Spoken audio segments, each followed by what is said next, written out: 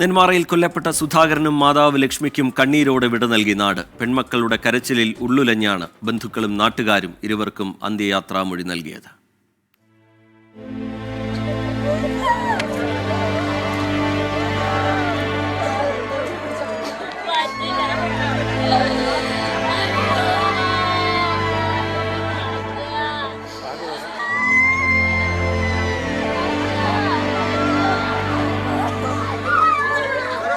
വീട്ടിൽ തനിച്ചായ അഖിലയെയും അതുല്യയെയും ആശ്വസിപ്പിക്കാനാകാതെ ബന്ധുക്കളും നാട്ടുകാരും.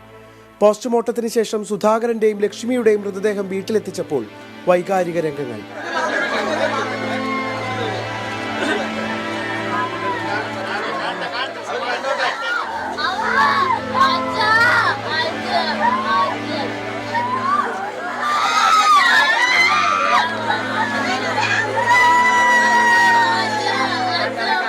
അഖിലയുടെ ആവശ്യപ്രകാരമായിരുന്നു മൃതദേഹങ്ങൾ വീട്ടിലെത്തിച്ചത്.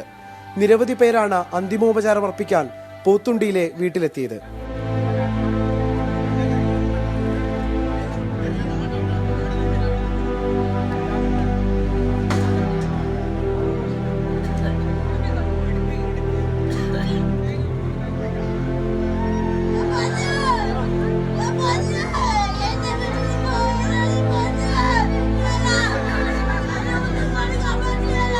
ഇരുവരുടെയും മൃതദേഹം എലവഞ്ചേരിയിലെയും നെന്മാറയിലെയും പൊതുശ്മശാനങ്ങളിൽ എത്തിച്ച് സംസ്കരിച്ചു.